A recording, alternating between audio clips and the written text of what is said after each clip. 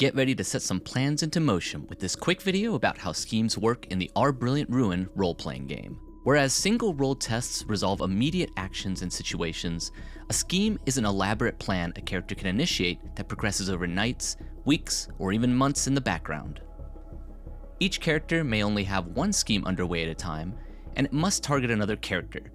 Perhaps you're trying to win the favor of the aristocratic Ethan Belafine, or following up on a lead for local newshound Gunnar Schultz. You can even choose another player character. Just make sure the player is on board with what you have planned. Once you have your scheme, work with the Game Master to determine if it is simple, standard, or complex, based on how difficult it is to accomplish.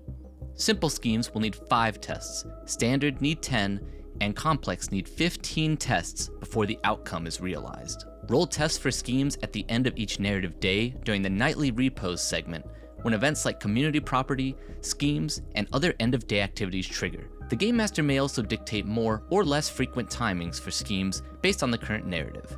Making a test for a scheme is just like a regular test. See our Making a Test video in the description below. Record the results on your character sheet based on the roll outcome. 3 or more brills is a triumph. If brills equal or exceed glooms, but don't qualify for a triumph, mark a brill. If the roll features neither glooms nor brills, mark a gloom, and if you get more glooms than brills, mark a catastrophe.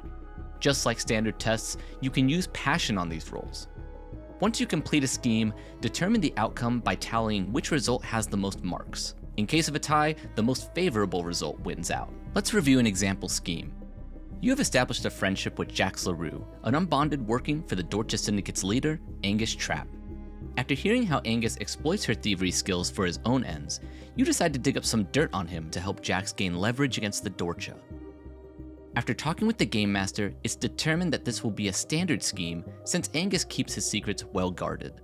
You make cunning and intuit tests as you gather and dissect a web of gossip about Angus.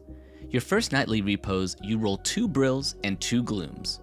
Glooms did not exceed brills, so you mark a tally in the brill column of your character sheet. You continue this way during nightly repose events until 10 tests are completed, and end up with 1 triumph, 3 brills, 2 glooms, and 4 catastrophes. Your scheme is complete, and the Game Master weaves the result into the narrative. The next day, a letter from Angus Trapp arrives at your estate. He's been made aware of your efforts to find information on him, and now wants to arrange a meetup. Hoo boy. In some cases, you might realize a scheme is going awry and wish to abandon it altogether before things hit a catastrophic end.